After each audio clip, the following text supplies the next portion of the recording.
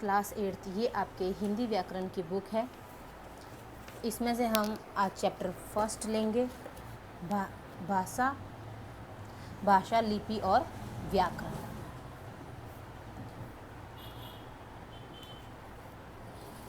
इस चैप्टर को आपको रीड करना है बेटा, अच्छे से समझना है, ध्यान से सुनना है इस वीडियो को और इस चैप्टर को पढ़ना है। उसके बाद में हम अपने मन के और भावों के विचार दूसरों को बताने के लिए भाषा का प्रयोग करते हैं। भाषा मुंह और गले से निकलने वाली ध्वनियों से बनी है। इसके द्वारा हम कभी बोलकर और कभी लिखकर अपने भावों और विचारों का आदान प्रदान करते हैं। यानी कि हम जब भी हम अपने भावों और विचारों यानी हमारे मन के थॉट्स हैं जो हमको किसी को बताना होता है तो हम उसको बोल के बताएंगे, अगर वो हमारे सामने होगा तो। अगर वो हमारे सामने नहीं, हमसे दूर है, तो हम उसको लिख करके लेटर भेजेंगे या हम मैसेज भेजेंगे या हम कॉल करेंगे। तो कैसे भी करके या तो हम बोल के अपने थॉट्स को हम दूसरे को बता सकते हैं या फिर हम लिख करके अपने थॉट्स दूसरे तक पहुंचा सकते हैं। तो यही भाषा का विचारों का आदान प्रदान करने का साधन है। अब इसकी परिभाषा देखो, भाषा ऐसा साधन है जिसके द्वारा मानव अपने मन के भावों और विचारों का आदान प्रदान करता है। ये इसकी डेफिनेशन है, भाषा किसे कहते हैं। अब भाषा के रूप हैं। भाषा के निम्नलिखित 2 रूप होते हैं, मौखिक और लिखित। ये हम छोटी क्लासों से पढ़ते आ रहे हैं तो इसको शॉर्ट एंड स्वीट में समझ लो। मौखिक भाषा क्या होता है? जब हम कोई भी बात की अपने विचारों को, भाषाओं को मुंह से बोल करके दूसरे को समझाए तो वो मौखिक भाषा आ जाती है, ठीक है। लिखित भाषा में क्या है कि जब हम अपने मन के भावों को दूसरों को लिख करके बताते हैं, है ना, लिख करके ध्वनि चिन्हों के साथ में हम दूसरों को बताते हैं तो वो हमारी लिखित भाषा हो जाती है। भाषा की सबसे छोटी इकाई वर्ण होती है। भाषा की सबसे छोटी इकाई वर्ण होती है, ठीक है। अब ये भाषा के रूप देखो कौन कौन से हैं। मातृभाषा होती है एक। मातृभाषा वो क्या होती है? जब परिवार में बच्चा अपनी भाषा परिवार से जन्म लेते ही सीखता है, समझता है, बोलता है। जो अपने फैमिली में वो बोलता है उसको बोलते हैं मातृभाषा। जैसे अब हिंदी में, जैसे हम लोग है ना यहाँ पर राजस्थान में रहते हैं तो राजस्थानी फैमिली में जो बच्चा पैदा होगा, बड़ा होगा तो वो शुरू में कौन सी भाषा सीखेंगे? राजस्थानी भाषा सीखेंगे। और जैसे गुजरात में कोई बच्चा पैदा हुआ है तो वो शुरू में बच्चे को डायरेक्ट हिंदी या इंग्लिश थोड़ी बताएंगे। वो अपनी जो मातृभाषा है, जो गुजराती, वो अपने बच्चे को सबसे पहले जो थोड़ा बहुत वो बच्चा सीखता है बोलना तो वो स्टार्टिंग में वो भाषा सिखाते हैं। अब है राष्ट्रभाषा। राष्ट्रभाषा क्या है? हिंदी भारत की राष्ट्रभाषा है, ठीक है। हिंदी विश्व की दूसरी सबसे अधिक बोले जाने वाली भाषा है। अब आती है एक राजभाषा। हिंदी को राष्ट्रभाषा का दर्जा दिया गया है ना, तो हिंदी हमारी राष्ट्रभाषा है, राजभाषा। अब राजभाषा क्या है? भारत सरकार ने 14 सितंबर 1949 को हिंदी भाषा को देश की राजभाषा के रूप में स्वीकार किया गया। ये सरकारी कामकाज की भाषा है। इसमें इन प्रांतों की राजभाषा भी है, हिंदी ही है। कौन कौन से प्रांत की? उत्तर प्रदेश, झारखंड, उत्तरांचल, मध्य प्रदेश, हरियाणा, हिमाचल प्रदेश, छत्तीसगढ़, चंडीगढ़, राजस्थान, दिल्ली, अंडमान निकोबार, ठीक है। अब एक अंतर्राष्ट्रीय भाषा। संसार में अनेक देश है, सब में अलग अलग भाषा बोली जाती है। जैसे ब्रिटेन में अंग्रेजी, जर्मनी में जर्मन, फ्रांस में फ्रेंच, चीन में चीनी, जापान में जापानी, रूस में रशियन आदि। अंग्रेजी संसार के कई देशों में बोली और समझी जाती, इसीलिए इसे अंतर्राष्ट्रीय भाषा के रूप में स्वीकार गया। अंतर्राष्ट्रीय भाषा यहाँ हिंदी नहीं है, देखो अंग्रेजी है। क्यों? क्योंकि जिस भी ये प्रांत में, जिस भी देश में जाएंगे तो वहाँ सबसे पहले इंग्लिश होती है, वो समझते हैं वहाँ पर लोग। तो वहाँ अंतर्राष्ट्रीय भाषा कौन सी हो गई? यहाँ पर अंग्रेजी। अब एक मानक भाषा। मानक भाषा क्या होता है? शुद्ध रूप, स्टैंडर्ड लैंग्वेज, शुद्ध रूप। भाषा का प्रयोग शिक्षित और अशिक्षित सभी करते हैं। देखो जो भाषा होती है वो जो अनपढ़ होगा वो भी बोलेगा और जो पढ़ा लिखा होगा वो भी भाषा का प्रयोग करेगा, परंतु दोनों भाषा के प्रयोगों में अंतर है। अंतर कैसे? भाषा के प्रयोग तथा शब्दों में समानता बनी रहे, इसी लक्ष्य को ध्यान में रखते हुए भाषा का एक आदर्श रूप निश्चित किया गया। क्या? व्याकरण से, है ना। जो हम जितने भी रूल्स और रेगुलेशन के हिसाब से हम हिंदी बोलें या इंग्लिश बोलें तो उसमें व्याकरण है। व्याकरणों को नियमों से बांधा है ना। थोड़ा सा नियम गलत हुआ नहीं, रूल थोड़ा सा भूल गए, फॉर्मूला, तो मैथ्स में सब पूरा क्वेश्चन का आंसर ही गलत हो जाता है। फॉर्मूला टेंस में भूल गए तो वो पूरा का पूरा सेंटेंस गलत होगा। हिंदी में भी फॉर्मूला भूल गए तो संधि समास जो भी बनाओ गया वो पूरा का पूरा रॉन्ग हो जाएगा, ठीक है। तो बंधा रहता है, स्थान परिवेश एक समान है। इसे मानक भाषा कहते हैं। मानक भाषा क्या? व्याकरण के नियमों से जो बंधा हुआ है वो मानक भाषा।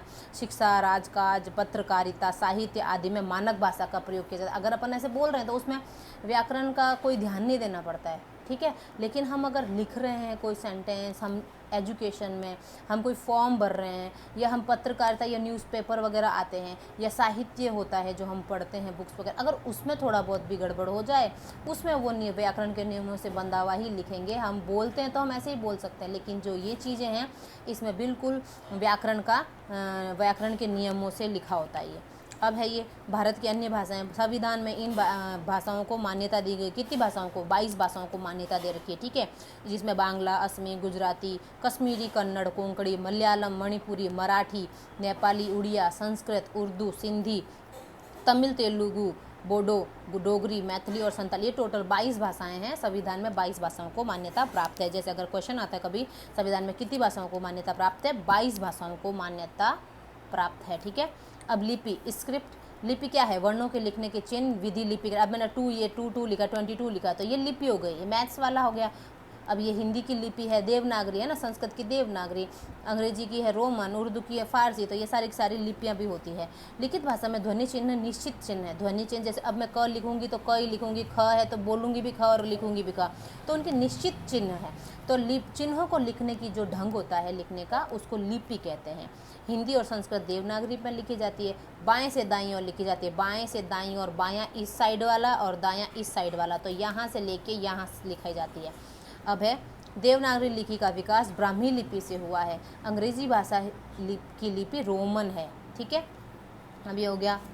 अब ये देखो, भाषा और लिपि, फ्रेंच रोमन में लिखी जाती है, अंग्रेजी भाषा की लिपि रोमन है, पंजाबी की गुरुमुखी, उर्दू की फारसी, मराठी की भी देवनागरी है, तिब्बती की उच्छैन है, ये नया आया है देखो ये वाला, तिब्बती की उच्छैन है, सिंहली की अबुगिडा, ये नई पहले नहीं था ये बुक में, ये भी एड ऑन किया। नेपाली भाषा भी देवनागरी में, ये पहले से ही है। चीनी है कांजी या कना, ठीक है। जापानी है हांजी, कांजी हांजी, ये ध्यान रखना, ये नए नए हैं, इनको पढ़ लेना एक बार। अब ये है बोली। भाषा के क्षेत्रीय रूप को बोली कहा जाता है। क्षेत्रीय रूप यानी एक प्रॉपर क्षेत्र में, प्रॉपर जगह पे, प्रॉपर प्लेस पे बोली जाती है, छोटे से क्षेत्र में बोली जाती है। भारत एक विशाल देश है, यहाँ अनेक प्रकार की भाषाएं बोली जाती है, लेकिन इस विशाल देश के भिन्न भिन्न भागों में, अलग अलग पार्ट में अलग अलग बोली बोली जाती है ना। जो बोली का जो क्षेत्रीय रूप होता है वो छोटा होता है, वहीं भाषा का जो क्षेत्रीय रूप होता है वो बड़ा होता है। ये देखो उपभाषाएं और ये बोलियाँ हैं। तो पश्चिमी हिंदी, हरियाणवी, ये पूर्वी हिंदी, अवधी, बघेली, बिहारी में भोजपुर, बिहारी हिंदी, ये अलग अलग हिंदी के पार्ट किए गए हैं। भाषा और बोली में अंतर देखो। अब भाषा और बोली में बहुत सूक्ष्म अंतर है। वह आंतरिक तात्विक न होकर व्यावहारिक है, मतलब इतना थ्योरेटिकल नहीं है लेकिन प्रैक्टिकल है। देखो क्या है, बोलियां किसी एक ही भाषा का अंग होती है। बोलियां होती वो किसी एक भाषा का पार्ट होती है। भाषा का क्षेत्र विस्तृत होता है किंतु बोली का क्षेत्र लिमिटेड होता है, छोटा होता है। साहित्य रचना में भाषा का, अब जो साहित्यिक रचना होती है, बुक है, काव्य है, कविता, पोएम्स वगैरह जो भी है, उसमें उसको भाषा बोलते हैं। लेकिन बोली में कुछ ऐसा नहीं है। जबकि बोलचाल में बोली का जो हम बात करते हैं, बोलचाल में बात करने में बोली का प्रयोग करते हैं, लेकिन साहित्य में भाषा का प्रयोग होता है। भाषा व्याकरण सम्मत होती है, यानी नियमों से बंधी भी होती है। बोली व्याकरणिक न होकर अपवाद हो सकती है, यानी कि कोई भी कुछ भी, जैसे हम लोग है ना, कोई नई जगह से आता है, कोई नए है ना, जैसे कोई है ना जयपुर से आएगा, कोई उदयपुर से आएगा, तो वो अगर हमारे यहाँ पर आएगा तो हमारे यहाँ पर जैसे कोई बात करेगा तो उसकी टोन ही अलग होती है, तो अपन को पता चल जाता है कि ये इस साइड का है ना। हम जोधपुर से अगर कहीं बाहर जाएंगे तो अपन को पूछते हैं कि तुम क्या जोधपुर के हो क्या, तो वो अपने टोन में पता चल जाता है। तो हमारा जो कुछ शब्द होते हैं वो यहाँ के अलग है, जैसे कुछ कुछ शब्द हैं वो यहाँ पर बोले जाते हैं तो वो बाहर कुछ और बोले जाते हैं, दूसरी जगह कुछ और बोले जाते हैं, उनसे पता चल जाता है कि ये है ना बाहर के हैं, दूसरी साइड के हैं। बोली बोलने वाले अपने क्षेत्र के लोगों से तो बोली का प्रयोग करते हैं, लेकिन अपने क्षेत्र के बाहर लोगों से भाषा का, जैसे बोली जो पर्टिकुलर क्षेत्र होता है, जैसे कोई गांव है, जैसे राजस्थान है, राजस्थान के अंदर ये छोटे छोटे गांव हैं, तो वहाँ पर प्रॉपर जगह में जैसे यहाँ बोली बोली जाएगी, लेकिन जब वो बाहर पूरा राजस्थान में जाएगा तो वो भाषा का ही प्रयोग करेगा, वो यहाँ पर अपनी बोली का इस्तेमाल नहीं करेगा। जो भाषा सब जगह यूज़ होती है वही यूज़ करेगा, लेकिन यहाँ आते ही फिर वापस वो अपनी लैंग्वेज में बोलने लग जाएगा। अब व्याकरण है। व्याकरण शब्द विशेष रूप से पूरी तरह से करण, व्याख्या करना से बना। ये देखो, ये पहले कहीं 6-7 में आपने पढ़ा नहीं है। यहाँ पर देखो व्याकरण शब्द क्या है, वी प्लस आ प्लस करण से बना है व्याकरण। वी है ये, आधा वन है, ठीक है। वी मतलब होता है विशेष रूप से, आ मतलब होता है पूरी तरह से, और करण मतलब होता है व्याख्या करना। तो विशेष रूप से, पूरी तरह व्याख्या करना से बना है, जिसका अर्थ है भली प्रकार से समझना। व्याकरण का क्या है? भली प्रकार से समझना। प्रत्येक भाषा की सामान्य विशेषताओं को लेकर कुछ नियम बनाए जाते हैं, तो उसको अच्छे से हमको समझना होता है। व्याकरण का देखो परिभाषा क्या है, डेफिनेशन। व्याकरण वह शास्त्र है जिसके द्वारा हम किसी भी भाषा के शुद्ध रूप का ज्ञान प्राप्त करते हैं। ठीक है, ये है इसकी डेफिनेशन। अब ये है, माँ ने खाना बनाई, अमर घर आई है, पतंग उड़ रहा है। ये तो आप लोगों को आती है, इसलिए आपको पता लग रहा है कि सेंटेंस में गड़बड़ है। ये वाक्य कैसे लेगा? अशुद्ध है, ठीक है ना। माँ ने खाना बनाई की जगह क्या होगा? माँ ने खाना बनाया। अमर घर आई है तो अमर घर आया है। पतंग उड़ रहा है, यहाँ पर देखो क्रिया चेंज हो गई, तो पतंग उड़ रही है, पतंग स्त्रीलिंग हो गया। अब यहाँ पर ये है व्याकरण के रूप है। व्याकरण के निम्नलिखित रूप है: वर्ण विचार, शब्द विचार, वाक्य विचार, है ना। वर्ण विचार में क्या होता है? इसके अंतर्गत वर्णों के, वर्ण क्या होते हैं? अक्षर, जैसे अ और क, ग, कुछ भी है जो अक्षर है, उसके आकार, उच्चारण यानी उसका प्रोनाउंसिएशन, वर्गीकरण, उसके टुकड़े करना, उनके संयोग करना यानी उनको जोड़ना, संधि आदि के नियमों पर विचार किया जाता है वर्ण में। ठीक है।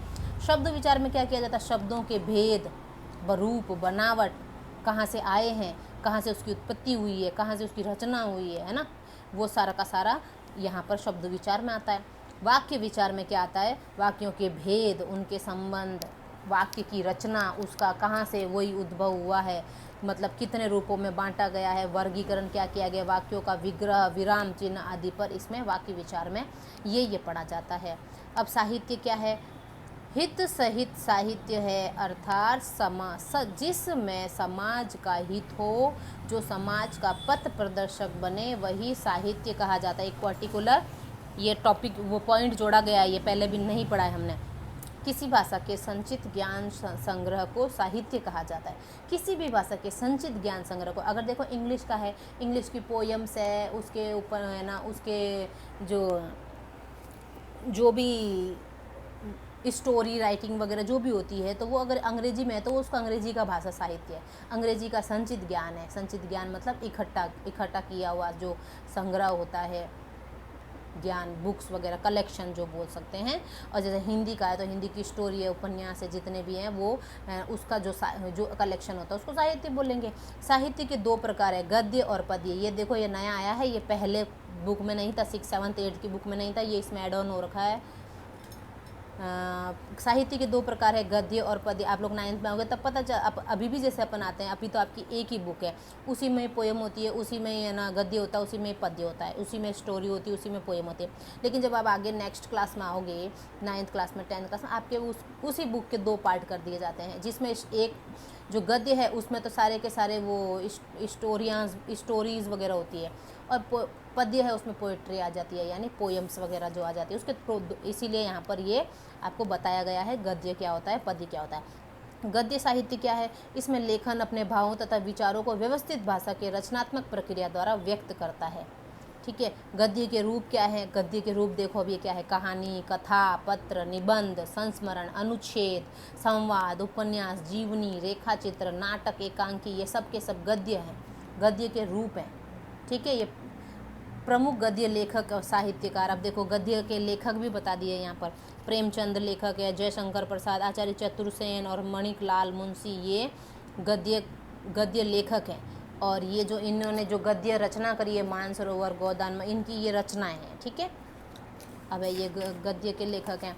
अब ये देखो यहाँ पर पद्य क्या होता है?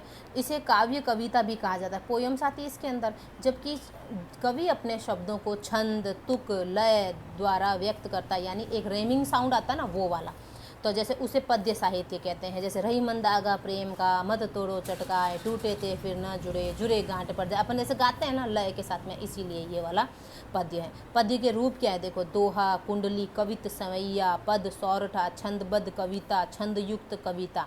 छंदबद्ध कविता क्या होता है? उसमें नियम वगैरह होते हैं। छंदयुक्त कविता और छंदबद्ध में नियम, छंद मुक्त होती है। ठीक है। तो ऐसा करके ये, अगर ये आप आगे पढ़ोगे ये भी आपको समझ में नहीं आएगा पद्य के रूप, बस आपको भी यही पता है दोहे होते हैं और पोएम्स होती है। ठीक है। इसमें प्रमुख कवि कौन है? जैसे कबीर, रहीम, मीराबाई, तो बिहारी, तुलसीदास, सूरदास, जयशंकर प्रसाद, महादेवी, पंत, निराला, बच्चन, रामधारी सिंह दिनकर, हरिओद, मैथिली शरण गुप्त, ये सारे के सारे प्रमुख कवि हैं। इस और भी हैं, लेकिन यहाँ पर सिर्फ ये जो बताया गया है, जो मेन फेमस ज़्यादा हैं, जो भी आपके बुक्स में वगैरह में जो ऐड ऑन है वो बताया है। ठीक है, यहाँ तक आपको चैप्टर रीड करना है बेटा। क्वेश्चन आंसर और बुक एक्सरसाइज नेक्स्ट वीडियो में बताऊँगी। ओके बेटा।